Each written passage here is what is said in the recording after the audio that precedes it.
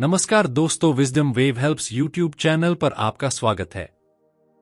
दोस्तों, दूसरों के कहे हुए शब्दों को समझने के 3 तरीके हैं और यह बहुत महत्वपूर्ण है कि हम इन 3 तरीकों को समझें। अगर आप इन 3 तरीकों को समझ लेते हैं तो आप किसी के भी विचार आसानी से समझ सकते हैं। तो आइए हम इसको बौद्ध धर्म की एक कहानी के माध्यम से समझते हैं कि हम दूसरों के मन के शब्दों को कैसे जान और समझ सकते हैं। काफी समय पहले एक राज्य में एक छोटा सा गांव था जहां 2 भाई रहते थे। बड़े भाई के आंखें नहीं थीं, वह अंधे थे, इसलिए वह घर पर ही रहते थे और छोटे भाई का काम खेतों में कृषि करना था। लेकिन क्योंकि उनका खेत जंगल के पास था, वहां अक्सर जंगली जानवर आकर उनकी फसल को नुकसान पहुंचाते थे, जिससे छोटे भाई को बहुत परेशानी होती थी।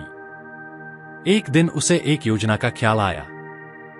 उसने सोचा, क्यों न अपने अंधे भाई की मदद ली जाए ताकि इन जानवरों को खेत से भगाया जा सके।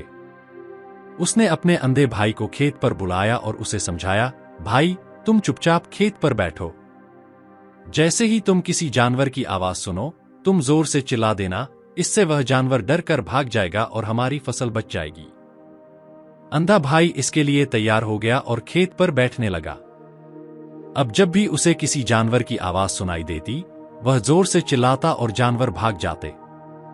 कुछ सप्ताह तक यह तरीका सफल रहा। फिर एक दिन एक हिरण खेत में दौड़ते हुए आ गया और खेत की बाड़ तोड़ते हुए निकल गया। उसी समय राजा भी अपने सैनिकों के साथ वहां पहुंचा। राजा ने उस अंधे आदमी से पूछा, क्या तुमने वह जानवर देखा है जो यहां से भागा है? अंधा आदमी बोला, राजा, मैं अंधा हूं, मुझे कैसे पता कि वह जानवर क्या था, लेकिन मैं यह कह सकता हूं कि वह जानवर आपके लिए उपयुक्त नहीं है। राजा चौंक गए और बोले, तुम अंधे हो, फिर तुम कैसे जान सकते हो कि वह जानवर मेरे लिए उपयुक्त नहीं था? अंधा आदमी बोला, राजा, वह हिरण नहीं, बल्कि एक मादा हिरनी थी और वह गर्भवती थी।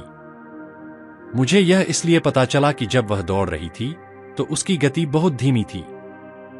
अगर वह कोई साधारण हिरण होता तो वह बाड़ कूदकर आसानी से निकल जाता, लेकिन उसने बाड़ को तोड़ते हुए धीरे धीरे निकलने का प्रयास किया, क्योंकि वह गर्भवती थी और अपने बच्चे की सुरक्षा कर रही थी। राजा इस बात से हैरान हो गया और उसने अपने सेनापति को आदेश दिया कि वह उस हिरनी को पकड़कर जीवित लाए ताकि यह सत्यापित किया जा सके। कुछ समय बाद सेनापति लौटकर आया और उसने कहा, राजा, जो आपने कहा था वह सत्य था। वह हिरनी मादा थी और गर्भवती थी। राजा को यह जानकर बहुत हैरानी हुई कि एक अंधा आदमी यह कैसे जान सकता है। राजा ने अंधे आदमी से पूछा, तुमने यह सब कैसे जाना? अंधा आदमी बोला, राजा, मैं दिन भर यही बैठा रहता हूं और मेरी सुनने की क्षमता बहुत तेज है। मैं जानवरों की आवाज से उनकी पहचान कर सकता हूं।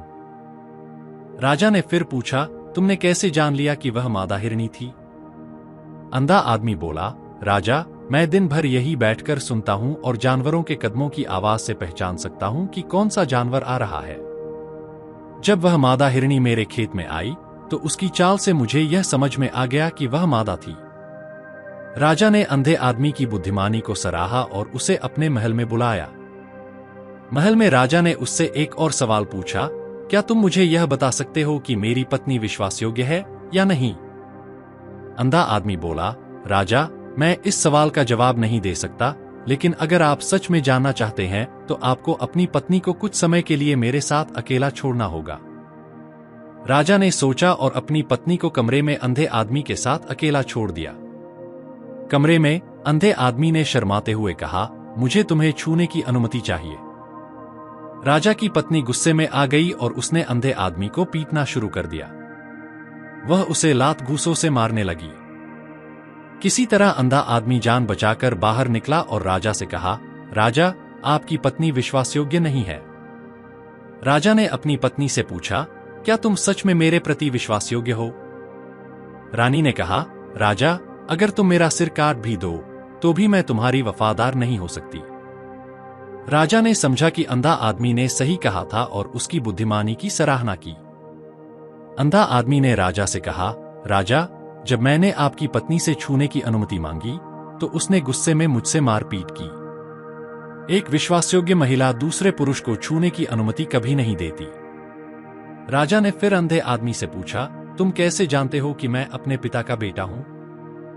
अंधा आदमी बोला, राजा, आप अपने पिता के बेटे हैं, लेकिन एक कंजूस व्यापारी की छाया आपके ऊपर है।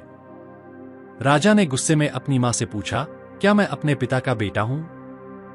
राजा की मां ने कहा, हाँ, तुम मेरे पति के बेटे हो, लेकिन एक कंजूस व्यापारी की छाया तुम पर है। राजा ने समझा कि अंधे आदमी ने सही कहा था। अंधे आदमी ने राजा को बताया, राजा, अगर आप किसी का मन जानना चाहते हैं तो आपको 3 बातें समझनी चाहिए। आंखों की गति पर ध्यान दें, क्योंकि आंखों से हम बहुत कुछ पढ़ सकते हैं। चेहरे के भावों को समझें, क्योंकि चेहरे के भाव हमारे मन की स्थिति को व्यक्त करते हैं। शरीर की भाषा और हाथों के इशारों को समझें। जब कोई व्यक्ति किसी विषय पर बात करता है तो उसका शरीर और हाथ यह बताने में मदद करते हैं कि वह क्या सोच रहा है। राजा ने अंधे आदमी की बुद्धिमानी से बहुत कुछ सीखा और उसे भारी पुरस्कार दिया।